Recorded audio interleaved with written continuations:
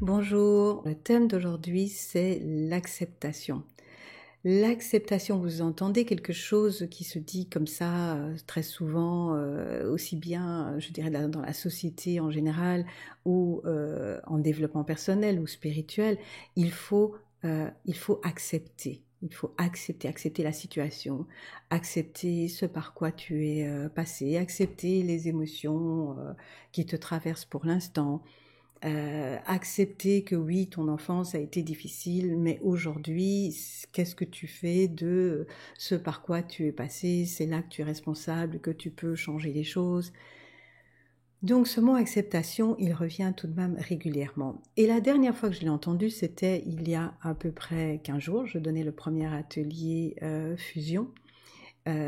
Et fusion, en fait, c'est un cycle qui va s'étaler sur toute l'année 2022 et c'est un cycle de 6 ateliers et 3 ateliers qui auront lieu en ligne, des cercles de guérison en ligne. Alors pourquoi il a été étalé sur toute l'année? Pour pouvoir justement offrir un accompagnement sur tous les enjeux évolutifs de 2022. Alors je dis tous les enjeux, mais finalement il pourrait être résumé à un, ce qui est attendu pour notre humanité, c'est que nous remplissions notre mission d'être humain. Et quelle est cette mission d'être humain? C'est incarner tous les aspects de la divinité dans l'espèce humaine ici sur Terre. Incarner la divinité dans l'espèce humaine. Au moment où nous avons commencé à parler un peu plus de cela, il y a eu à un moment donné cette phrase qui était de « oui, mais en fait, il faut accepter ». Et ma réflexion, ça a été de dire oui, tout dépend ce que tu entends par accepter. Parce que je dirais plutôt intégrer. Alors, quelle est la différence? Je pense que c'est une question de profondeur et peut-être juste une question de mots. Tout dépend de ce qu'on entend derrière ces mots-là. Le dictionnaire nous dit « accepter » signifie recevoir, prendre volontiers ce qui est offert ou proposé, donner son accord à. Alors on pourrait dire, ok, une situation nous arrive, il faut pouvoir recevoir cette situation. La prendre volontiers. Ok, l'univers nous a envoyé telle situation, telle difficulté ou même tel bonheur. Mais est-ce qu'on est capable de le prendre? Donner son accord à ce qui est arrivé, donner son accord à ce par quoi nous sommes passés. L'impression que j'ai et mon expérience et mon vécu personnel sont que lorsqu'il a fallu accepter, donner son accord à quelque chose, c'est que forcément je n'étais pas dans cette situation-là avant. C'est-à-dire que je n'étais pas du tout prête à donner mon accord et je n'étais pas du tout prête à recevoir. Quelque chose de magnifique peut m'arriver et il y a juste qu'avec le vécu de mon enfance, je ne sais pas faire face à cela. Je ne sais pas l'intégrer dans ma vie, je ne sais pas me l'approprier. Ça peut être un licenciement, ça peut être un abus, ça peut être une trahison, ça peut être une situation mensongère, ça peut être relationnel, ça peut être social, ça peut être une situation amicale, une situation politique, économique, judiciaire, vivre de l'injustice face voilà, à la loi, aux tribunaux, peu importe. Mais il peut bien entendu avoir ce sentiment d'injustice et de révolte. Et c'est là de révolte, ça peut créer des tristesses, des peurs. Et c'est là que cette phrase où il faut bien accepter ce qui nous arrive, nous demande de passer par une phase de deuil. Faire le deuil de quelque chose, faire le deuil de quelqu'un, faire le deuil d'un idéal, faire le deuil d'un rêve, quelque chose que je voulais atteindre, quelque chose que je voyais comme possible ou que j'aurais voulu pouvoir réaliser dans ma vie, qui était accessible pour moi, un rêve où je me disais où je peux arriver, où on peut y arriver ensemble, où nous allons le faire ensemble, bref, une situation pour laquelle il y a eu une perte. Okay. Et faire le deuil, c'est quoi? Le deuil, c'est un processus psychologique, mais c'est un processus initiatique également. Tout dépend de la profondeur dans laquelle nous irons dans le deuil. Et pour moi, c'est ça la différence entre accepter et intégrer. C'est vraiment un niveau de profondeur.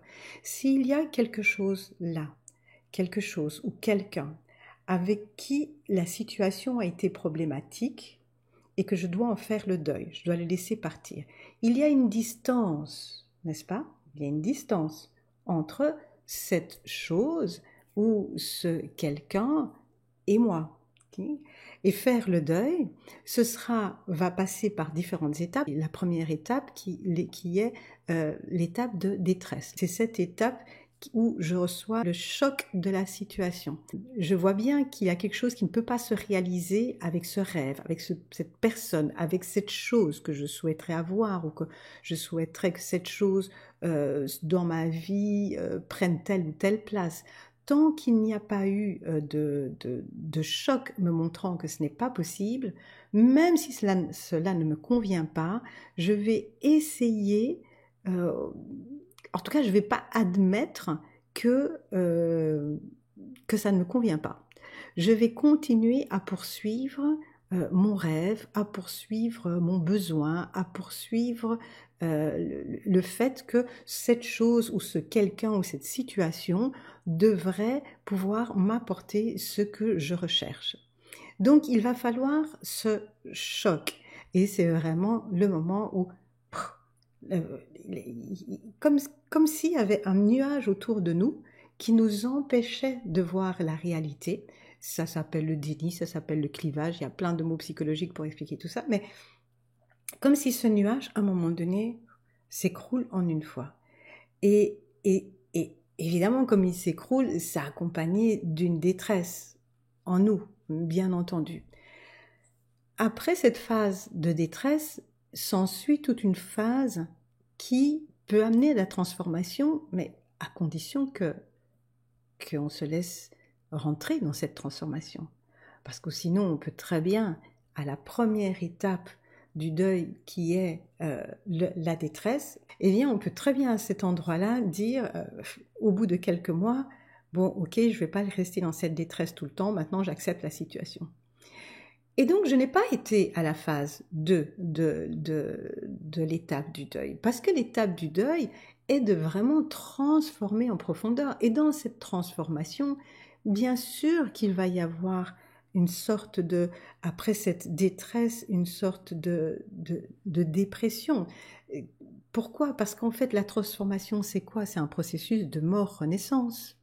Ce qui veut dire que ce à quoi on s'attachait, que ce soit nos rêves, que ce soit quelque chose, que ce soit une personne, ce à quoi on s'attachait, cet attachement-là, non seulement la situation est morte, mais également il va falloir laisser mourir notre attachement. Okay?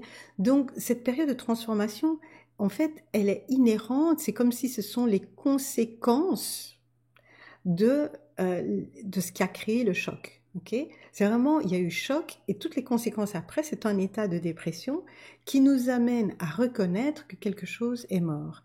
Mais ça veut dire aussi reconnaître la souffrance, reconnaître la souffrance, la douleur de cette expérience. Et cette souffrance, cette douleur, c'est la reconnaître, c'est sortir du déni, c'est sortir du clivage, c'est la regarder en face. Et là aussi, je peux arrêter le processus de l'étape d'acceptation, le processus de deuil. Là aussi, je peux l'arrêter parce que je peux simplement, ok, j'ai eu le choc, ok, cet endroit de dépression, ok, les attachements doivent mourir, et je ressors de là avec, allez, on m'a remis un petit boost d'énergie, de la ressource, et on me dit, maintenant ça n'arrivera plus, je vais suivre un stage où en 10 étapes, je vais me recréer un autre objectif. D'ailleurs, 1 de perdu ou 1 de perdu, 10 de retrouvé. Je vais recréer ma vie sur base de nouvelles ressources.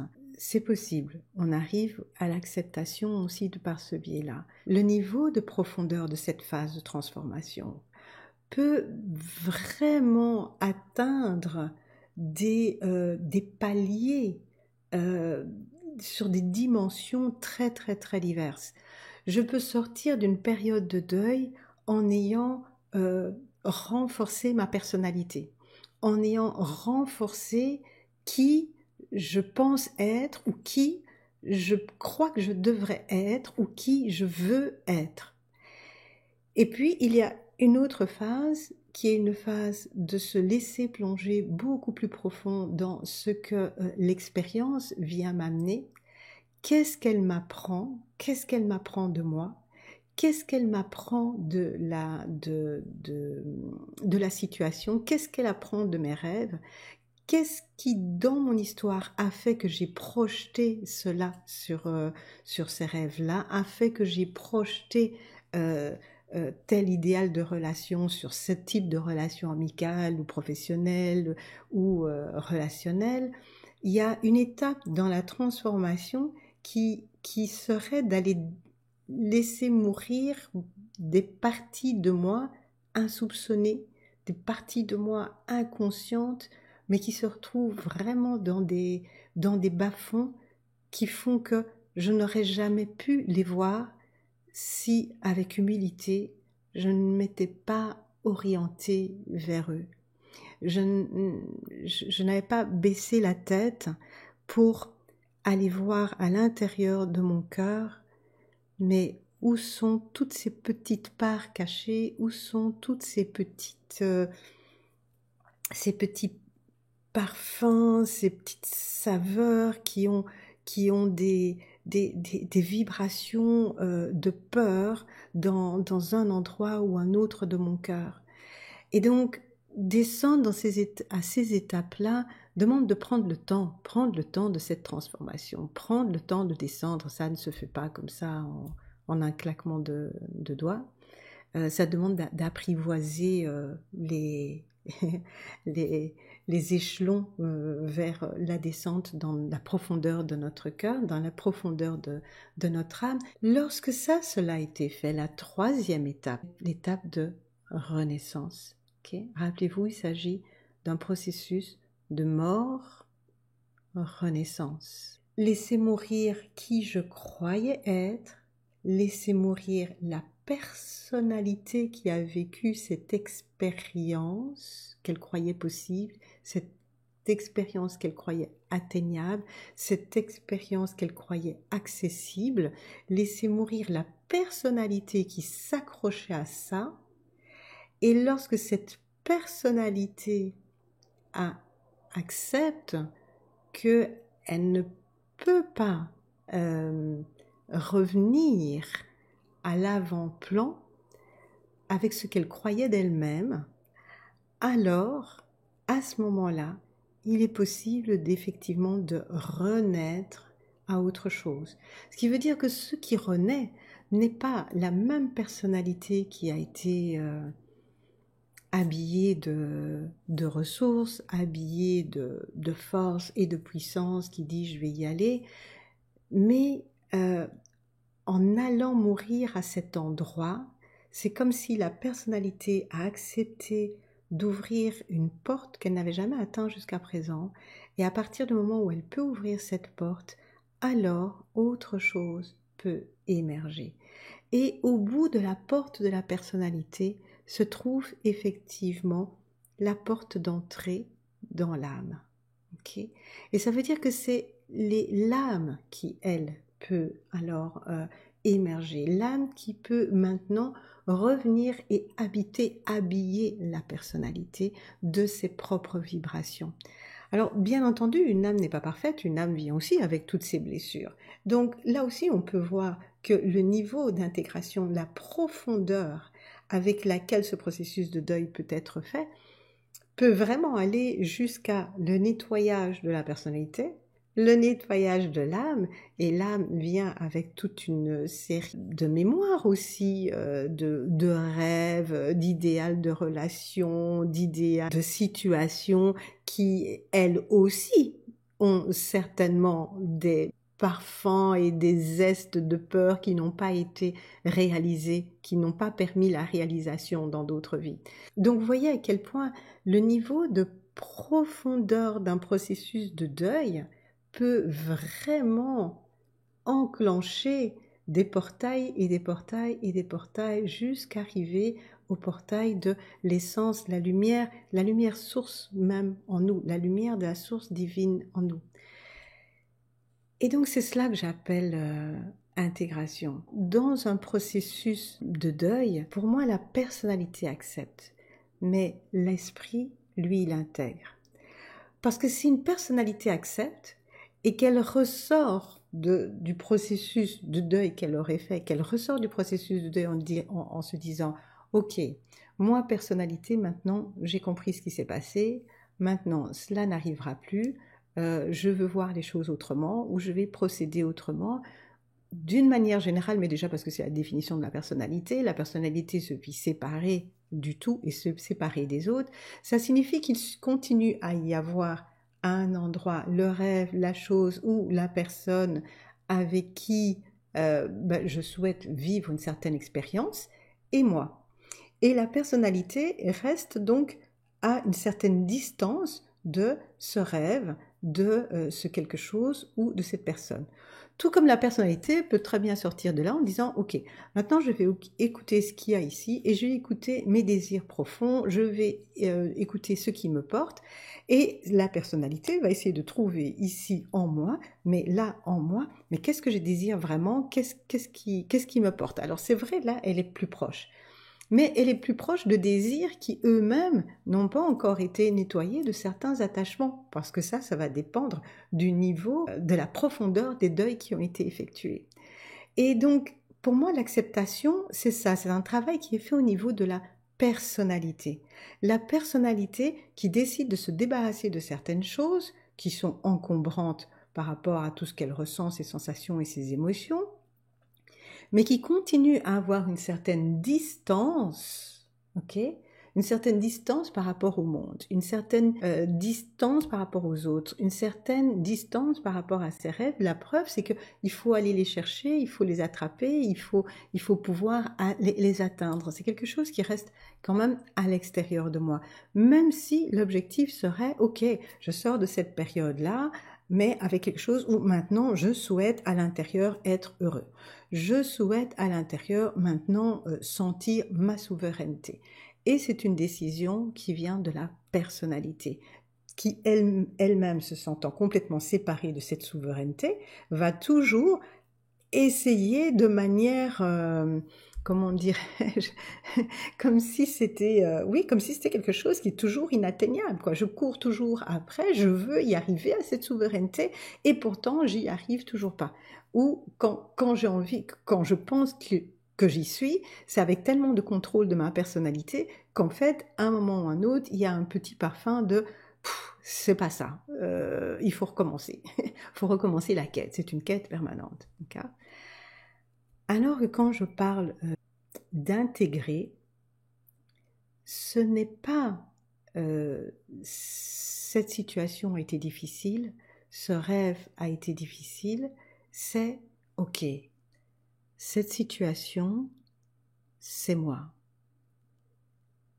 Ce rêve, c'est moi. Okay? Il est à mon image, il est moi. Okay? Cette personne, cette trahison, ce mensonge, cette injustice, c'est moi. Cette injustice est à mon image. Cette trahison est à mon image. Cela se trouve en moi. Où cela se trouve en moi.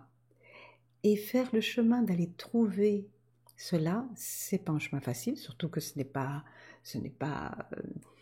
toujours, bon, d'abord c'est pas facile à accepter, mais en plus ce n'est pas forcément dans quelque chose que j'ai pu vivre dans, je vais mettre entre guillemets, cette vie-ci, ok. Donc, et je peux aussi ne pas du tout en avoir le souvenir, même si je fais des régressions très profondes pour aller chercher, parce que ça se trouve à un endroit où ça me demande un niveau de régression encore plus profond, extrêmement profond, c'est-à-dire un niveau d'état modifié de conscience encore plus profond. Et c'est là que parfois j'ai besoin de me faire accompagner pour me permettre d'aller descendre dans mes mémoires et d'aller récupérer toutes les parts de moi. Vous savez un peu ce que les Amérindiens appellent le recouvrement d'âme. Aller récupérer toutes les parts d'âme qui se sont disséminées au fur et à mesure de mes incarnations. Si on croit à plusieurs incarnations, mais ça peut être expliqué autrement. Donc, intégrer, ça voudrait dire, ok, je vais réunifier, je vais reprendre toutes ces choses-là qui m'appartiennent. C'est moi. Le monde est fait à mon image. Le monde est fait à l'image de ma divinité. Tout ce que je rencontre sont des parts de moi que l'incarnation me permet de voir, me permet d'expérimenter pour avoir petit à petit la conscience qu'il n'y a plus de distance entre cette situation et moi, mais que cette situation, c'est moi et c'est intrinsèquement moi. C'est peut-être une part que je n'avais jamais voulu voir jusqu'à présent, c'est peut-être une part de moi qu'il est difficile d'accepter, mais je suis cela, cela, je suis. Et intégrer pour moi, c'est beaucoup plus une question qui touche à l'esprit. Accepter, c'est la personnalité qui peut accepter, mais l'esprit, il intègre, parce que l'esprit, il ne forme plus que un. L'esprit, il permet de faire jaillir une source solaire ici, qui est une source qui augmente les vibrations du cœur, qui me permet de sentir un rayonnement du cœur qui fait qu'il n'y a plus que amour pour cette situation, amour pour cette trahison, amour pour cette injustice. Parce que ce n'est plus quelque chose de séparé, ce n'est qu'un des aspects de la divinité. Et bien entendu, c'est difficile de se dire que la divinité est injustice, la divinité est trahison. Mais bien sûr que non. La divinité, elle est la totalité de cela. Et comme elle est la totalité, elle connaît et elle intègre la trahison. Elle sait quelle est l'ouverture de cœur que l'on peut atteindre par la trahison. Okay? Elle connaît l'injustice parce qu'elle sait quelle est l'expérience que l'on passe par l'injustice et l'ouverture de cœur que l'on finit par atteindre lorsque par un processus de deuil, on renonce à ce que l'on croyait être une injustice. Je sais que ça peut être très difficile à accepter, dit comme ça, mais dans cette période qui nous demande d'être l'incarnation du divin dans l'espèce humaine, cela veut dire intégrer les attributs du divin, intégrer les attributs de l'esprit. Et dans les attributs de l'esprit, il y a effectivement le fait de former un. Il y a le fait d'unir, d'intégrer, de fusionner les choses qui étaient séparées pour revenir à une seule et même chose qui est juste la conscience de l'amour dans cet univers. Et toutes les expériences que nous faisons sont des expériences par lesquelles, si on les traverse à un certain niveau de profondeur, de toute façon à tous les niveaux de profondeur, il y a quelque chose à apprendre. Mais donc justement, plus on va pouvoir aller dans la profondeur de ces éléments, plus on va pouvoir rencontrer l'endroit où il n'y a plus qu'une seule et même vibration. Une seule et même vibration qui a pu se vivre dans une certaine contraction ou a pu se vivre dans une certaine expansion, a pu se vivre dans de la trahison, de l'injustice ou a pu se vivre dans un don d'amour. Mais c'est la même vibration. Et la fusion, c'est le fait de pouvoir faire ce retour à la source une de la conscience. Exactement cette source-là qui vibre au cœur de nous-mêmes, qui vibre au cœur de chaque humain. Et c'est cette vibration-là qui nous est demandée de venir à présent diffuser sur la Terre. Il y a certainement encore beaucoup de choses à dire sur ce sujet, mais je crois que pour aujourd'hui, pour la vidéo aujourd'hui, moi je propose de terminer sur cet endroit-là. La personnalité accepte, l'esprit intègre. Et quelle est la différence? C'est une question d'ouverture du cœur. La personnalité, c'est je peux en sortir avec de la force pour réaliser les choses qui reste à l'extérieur de moi. L'intégration, c'est j'en ressors avec une qualité de lumière, une ouverture de cœur qui intègre les choses en moi et qui rayonne la conscience de l'amour. Si nous pouvons de cette manière-là être les colibris qui vont amener la petite goutte d'eau qui va permettre de régénérer un processus de transformation pour une personne ou une autre, n'hésitez pas, partagez la vidéo et likez. Merci d'avoir été là, merci de votre écoute et à très bientôt pour un autre sujet.